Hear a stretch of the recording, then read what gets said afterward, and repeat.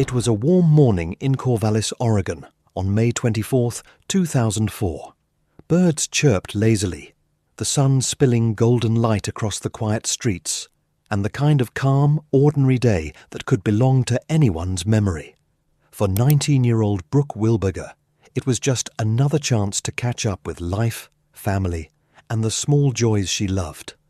Brooke had grown up in the middle of a busy household as the fifth of 6 children. Her home was full of the constant hum of laughter, arguments, and the occasional sibling rivalry that marked any large family. But even in that chaos, Brooke stood out.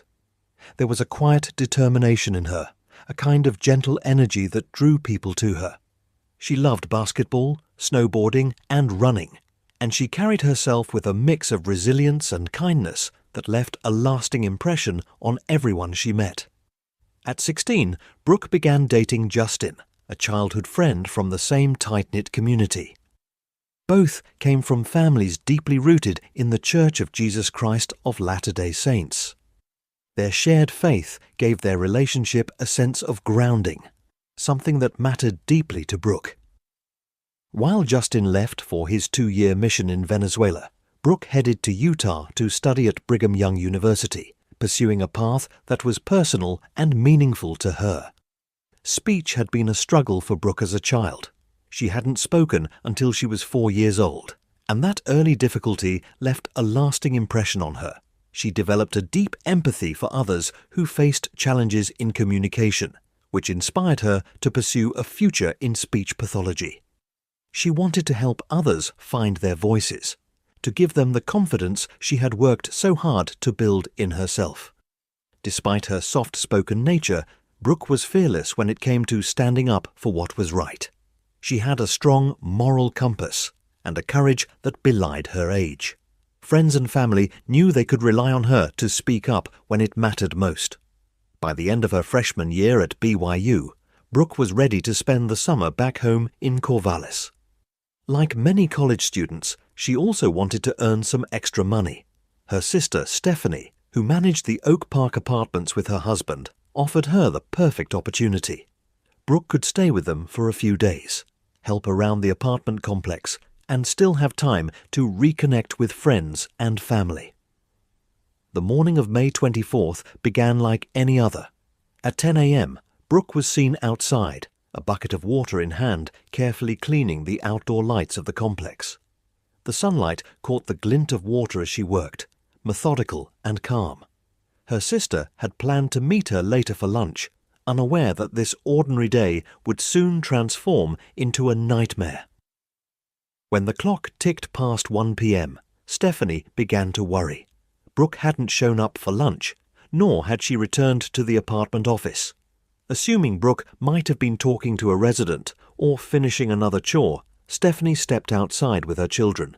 What she saw made her blood run cold. Near a lamppost, Brooke's cleaning supplies were left behind, abandoned. Her flip-flops were torn and covered in mud, as if she had been dragged while struggling to resist. Her backpack, wallet and phone were all still in her car, locked and untouched. Panic set in immediately. Something had gone terribly wrong. By 3 p.m., it was clear to everyone involved that Brooke had not simply wandered off. The police were called, and the investigation began in earnest. From the very start, authorities treated the disappearance with urgency. Lieutenant Ron Noble, who would later speak publicly about the case, emphasized that Brooke was not someone who would vanish without telling anyone. Reports from neighbors confirmed suspicions. Some had even heard a scream around 10:30 that morning, though no one had seen what had happened. Word of Brooke's disappearance spread quickly through the community, and volunteers joined the search in the fields, forests, and riverbanks surrounding Corvallis. Local officers began canvassing neighborhoods and speaking to anyone who might have seen something unusual. One of the first steps was to examine the long list of registered sex offenders in the area, nearly 2,000 names in total. Justin, Brooke's boyfriend, was immediately contacted, but he was in Venezuela, serving his mission, and his alibi was unquestionable. He could not have been involved. For the Wilberger family, the realization was devastating. Brooke was deeply rooted in her faith, family, and ambitions. She had dreams of marriage, children, and a life full of service and love. Now, in the span of hours, all of that hung in the balance. The community was shaken, and a chilling question began to circulate. If Brooke could vanish in broad daylight, who might be next? Within days, the case had become one of the most publicized in Oregon. Hundreds of volunteers joined search parties, and the FBI stepped in to assist local law enforcement. Tips began pouring in from across the state and even beyond. But every lead seemed to circle back to uncertainty, every sighting ultimately proving false. Investigators soon focused on a man named Sung-Koo Kim, a 30-year-old living 80 miles from Corvallis. Kim was reclusive and had a disturbing history of stealing women's underwear from college dorms, including Oregon State University, near where Brooke had last been seen. A search of his home revealed thousands of pairs of stolen underwear, along with tens of thousands of disturbing images and videos depicting sexual assault and torture. Even more chilling was a file on his computer, created just days after Brooke's disappearance. It read like a twisted manual on committing a crime and avoiding detection, describing what clothes to wear, tools to bring, and methods to evade capture. For a moment, investigators thought they might be closing in. However, the evidence did not hold up. Kim's computer, phone records, and store receipts proved that he had been at home and shopping with his father at the exact time Brooke disappeared. Though his actions were disturbing, he was ruled out as a suspect in her disappearance. Kim would later serve 7 years in prison for burglary and related charges, but not for Brooke's case. For the Wilberger family, this dead end was crushing. Days stretched into weeks, and the hope of finding Brooke alive diminished with each passing day. Still, detectives pressed forward. Tips began pointing toward a dark green minivan seen in the area, with Minnesota license plates. Witnesses described the van as lurking near Oregon State University on the morning Brooke vanished. One employee, Bob, reported seeing the van in a parking lot, where the driver spoke to a female student in a way that left her unsettled. Another young woman recounted a similar encounter, narrowly avoiding danger when the man approached her vehicle. Piece by piece, a pattern was emerging, yet the identity of the person behind the wheel remained a mystery. Months passed. Search parties dwindled, but the pain for Brooke's family only deepened. The absence of answers weighed on everyone, an unrelenting shadow in the sunny Oregon town. Then in November 2004, a break came nearly 1,400 miles away in Albuquerque, New Mexico. A Russian exchange student, age 22, ran across a busy road, naked and hysterical, struggling to enter a nearby restaurant. A woman named Dara quickly pulled over and helped her, calling 911.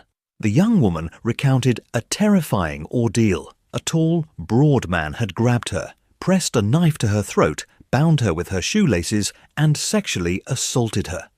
The vehicle he drove had distinctive features: a 2-door red car with floral interior and a stuffed toy hanging by the window. Within hours, authorities identified the man. Joel Patrick Courtaughney, a 38-year-old father of 3 with a long history of violent crimes and sexual assault. As investigators dug into his past, they discovered a chilling pattern. Joel had been involved in abuse and violent behavior since childhood, cycling in and out of juvenile detention, and later into adult crime. He had a history of drug and alcohol abuse, and even his family admitted that his early years were marked by chaos and violence. Courtney's arrest in Albuquerque, linked to the Russian exchange student, immediately connected him to Brooke's case in Oregon. Records showed that on the day Brooke vanished, Joel had been in Corvallis with his family. Investigators now had a prime suspect, and the case took a dramatic turn in the public eye. By late 2004, the investigation into Brooke Wilberger's disappearance had grown into one of Oregon's most high-profile cases. The initial weeks had been frantic, with local authorities, FBI agents, and hundreds of volunteers scouring the Corvallis area. Fields, forests, riverbanks, and even abandoned buildings were combed for any trace of Brooke. Every tip, no matter how small, was taken seriously. But the answers they sought remained maddeningly out of reach. The Wilberger family lived in a constant state of anguish. Stephanie, Brooke's sister, remembered walking past the spot where Brooke's flip-flops had been left, the cleaning supplies abandoned as if time had stopped. Each morning she would check her phone, hoping for a message that never came. Their home had become the epicenter of grief and unanswered questions. Investigators methodically examined anyone with a connection to the area or to Brooke herself. They reviewed records of every registered sex offender within dozens of miles, interviewed friends and neighbors, and followed up on hundreds of calls from the public. Tips ranged from promising to bizarre. Some led to dead ends. Others revealed unsettling coincidences. But through it all, one name kept returning: Joel Patrick Courtaultney. Joel's violent history painted a chilling picture. Though his crimes in Albuquerque had finally led to his arrest, detectives in Oregon were convinced he might be responsible for Brooke's disappearance. But building a case wasn't easy. Evidence had to be irrefutable, and while witnesses had reported seeing suspicious vehicles and individuals near Oregon State University, nothing had yet linked Joel directly to Brooke's abduction. One breakthrough came from the reports about the dark green minivan. Witnesses described seeing it parked near campus, circling the area repeatedly, and interacting with female students in ways that left them uneasy. Each report was meticulously logged. Officers traced license plate numbers, canvassed the area for more witnesses, and even revisited traffic camera footage from nearby intersections. Every detail mattered, because investigators knew that one small clue could unravel years of uncertainty. The case wasn't just about evidence. It was about patterns, behavioral patterns, timing, and opportunity. Joel had been in Corvallis that day, and his previous actions suggested a chilling premeditation. Detectives pieced together his known locations, phone records and movements, comparing them with Brooke's last known whereabouts. Slowly, a narrative began to take shape, but frustratingly, it was incomplete. Meanwhile, the public became heavily involved. Flyers bearing Brooke's smiling face were posted across the state. News outlets covered every development, urging anyone with information to come forward. Social media and local forums buzzed with theories and speculation. The community's desire to help was palpable. Yet it also highlighted the helplessness everyone felt. Despite their efforts, Brooke remained missing. Months passed with no new sightings, no tangible clues, and no contact from her abductor. Each dead end weighed on the investigators. They revisited witness statements repeatedly, comparing them for inconsistencies or overlooked details. Some neighbors recalled hearing a scream around the time Brooke disappeared, but others had heard nothing. The evidence was fragmented, like pieces of a puzzle scattered across miles of terrain. Private investigators joined the effort, examining records from Joel's past crimes, as well as his known associates and movements. Every known detail of his behavior was scrutinized. His use of vehicles, interactions with young women, and prior attempts to avoid detection. Joel's pattern of preying on women he observed and stalked was alarming, and detectives feared that Brooke's disappearance could be just one in a series of offenses. Search efforts expanded to nearby towns and rural areas. Volunteers waded through shallow rivers, trekked through dense forests, and examined abandoned buildings. Canvassing teams knocked on doors, distributing flyers and asking about any unusual activity. Law enforcement coordinated with state and federal agencies, sending out alerts and checking databases for similar crimes. Despite these Herculean efforts, Brooke remained unseen. Even small details became vital. Brooke's shoes, abandoned near the lamppost, suggested a struggle. Her water bucket and cleaning supplies left behind implied that she had been interrupted suddenly, likely against her will. Investigators speculated that the abductor had waited for a moment when Brooke was alone and vulnerable, a calculated move rather than a crime of opportunity. Meanwhile, Brooks' family refused to remain passive. Stephanie and her parents held vigils, joined media interviews, and pleaded with the public for any information. Their grief was palpable, but tempered with determination. "We will not give up on Brooke," her mother often said, her voice breaking yet steady. "Someone out there knows something.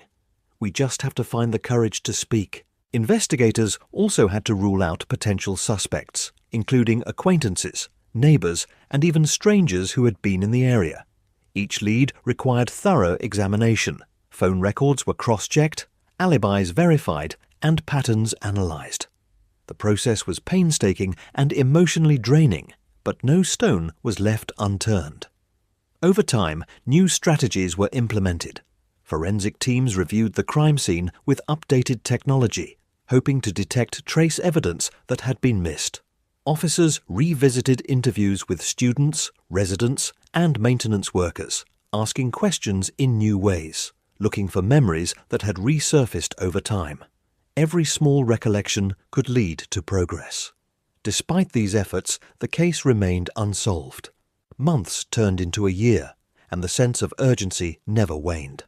Detectives knew that time could be the enemy. Memories fade, evidence degrades, and hope dims. Yet they continued tirelessly, driven by the belief that Brooks' disappearance was not a mystery that would remain unsolved forever. Then, in November of that same year, the case took a pivotal turn thousands of miles away in Albuquerque, New Mexico. A 22-year-old Russian exchange student was found running across a busy road, naked and terrified, desperately trying to escape her attacker. Her account of the crime was horrifying. She had been kidnapped, sexually assaulted, and bound by her own shoelaces. Her attacker drove a vehicle that had a distinctive appearance, a two-door red car with floral interior, complete with a stuffed toy dangling near the window. Within hours, authorities identified Joel Patrick Courtaultney as the perpetrator. He had a long history of violent crimes and sexual assault, spanning multiple states. When investigators in Oregon connected Joel to Brooks' disappearance, the case entered a new phase. Records indicated that Joel had been in Corvallis the day Brooke vanished. Detectives realized they might finally have a suspect capable of explaining what had happened. Even with this breakthrough, the investigation remained painstaking. Joel had not yet confessed, and his movements had to be meticulously traced. Detectives focused on corroborating witness statements, vehicle sightings, and forensic evidence. The puzzle pieces were beginning to converge, but the case was far from resolved. For Brooks' family, every development was a mixture of hope and fear. Could this man be responsible for the nightmare they had endured for months? And if so, would they finally get answers about the fate of their beloved daughter? The months that followed involved careful planning, collection of evidence, and strategic coordination between Oregon and New Mexico authorities. Surveillance footage, vehicle traces, and witness accounts were analyzed in depth. Every lead was scrutinized with the knowledge that one mistake could mean justice slipping away. The arrest of Joel Patrick Courtaultney marked a turning point in the Brooke Wilberger case, but it was only the beginning of a long, grueling journey toward justice.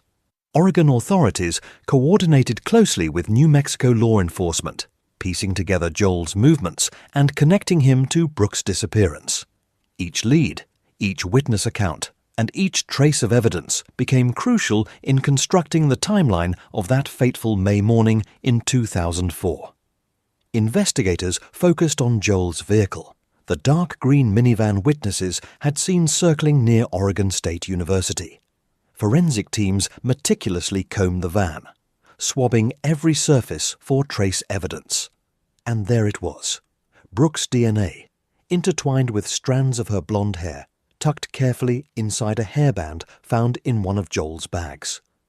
The realization sent shockwaves through the investigative team. The suspect they had feared, the man whose history was riddled with violence and sexual assault, had been behind Brooks' disappearance all along. Joel's history painted a chilling portrait of a man who had long preyed on young women. His childhood had been marked by chaos and violence. His sister later revealed that Joel had a genius-level IQ as a child, but even that brilliance had been overshadowed by early encounters with drugs, delinquency, and abuse. By age 18, he had already committed sexual assault. Over the years, his life spiraled through cycles of crime, substance abuse, and domestic turmoil. Despite his arrest and mounting evidence, Joel initially refused to admit any connection to Brooke. He denied knowing her and showed no remorse. Prosecutors were faced with the grim task of building a case against a man who had carefully concealed the truth for years. The stakes were high. Oregon law allowed for the possibility of the death penalty in cases of aggravated murder. But with Brooke still missing, the family and investigators were desperate for answers. Months passed as Joel navigated the legal system. His attorneys attempted to delay proceedings, citing mental health issues and claims of incompetence to stand trial. Courts conducted thorough evaluations and ultimately ruled that Joel was competent to face justice. For the Wilberger family, it was a moment of cautious relief. After years of uncertainty, they were closer than ever to finding answers. The breakthrough came when prosecutors began negotiating with Joel. They offered him the opportunity to plead guilty and reveal Brooke's whereabouts in exchange for avoiding the death penalty and serving the remainder of his New Mexico sentence closer to family. For more than 5 years, Brooke's body had been used as leverage. Joel had maintained control over the knowledge of her fate, prolonging the agony for her family. Finally, he agreed. Joel led investigators to a remote, abandoned road about 12 miles west of Corvallis. Hidden beneath a fallen tree on private property, Brooke's remains lay undisturbed where he had left them. Dental records confirmed her identity. Her mother recognized her instantly, and in that moment, years of grief and unanswered questions were met with the bittersweet relief of closure. Brooke's silver Christmas watch, a gift from her mother, was still clasped around her wrist, a final silent testament to her life. Even as relief washed over the Wilberger family, the horror of the crime could not be erased. Joel's confession revealed the terrifying sequence of events. He had been driving around Corvallis that morning, hunting for a victim. He tried to lure 2 other students first, but when he saw Brooke working alone, he changed his plan. Posing as a delivery driver, he approached her at knife point, abducting her, binding her, and eventually sexually assaulting her. Brooke fought back, and Joel admitted that it was her resistance that led him to bludgeon her to death. He had concealed her body with meticulous care, ensuring that discovery would take years. Joel Courtaultney's trial in Oregon was the culmination of years of painstaking work. Prosecutors brought forward every piece of evidence: witness testimony, forensic findings, and the chilling details of his confession. Despite the overwhelming evidence, Joel remained unrepentant, showing contempt for the court even as the gravity of his crimes was laid bare. Ultimately, justice was served. Joel Courtaultney was sentenced to life in prison without the possibility of parole. For the Wilberger family, it was a measure of closure, a recognition that Brooke's life, though cut tragically short, had mattered, and that her abductor would never harm another victim. Brooke's story had left an indelible mark on Corvallis and beyond.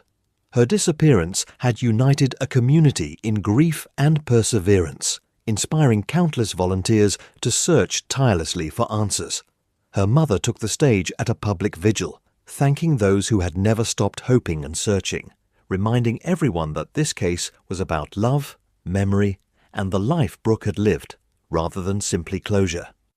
Stephanie, Brooke's sister, later spoke about the lingering pain of those final hours before Brooke vanished.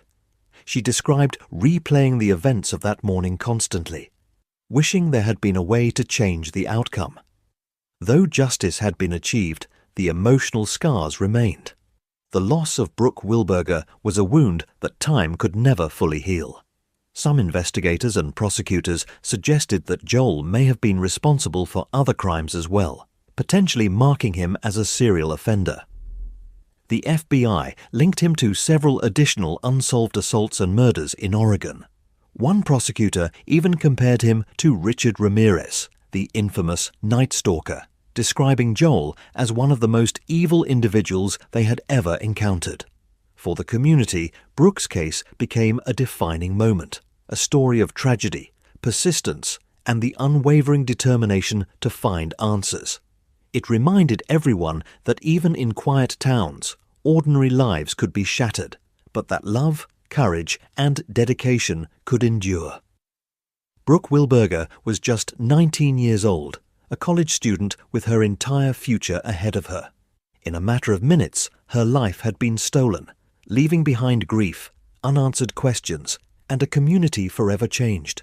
Yet through it all, her story continues to resonate, a testament to the resilience of those who loved her and the relentless pursuit of justice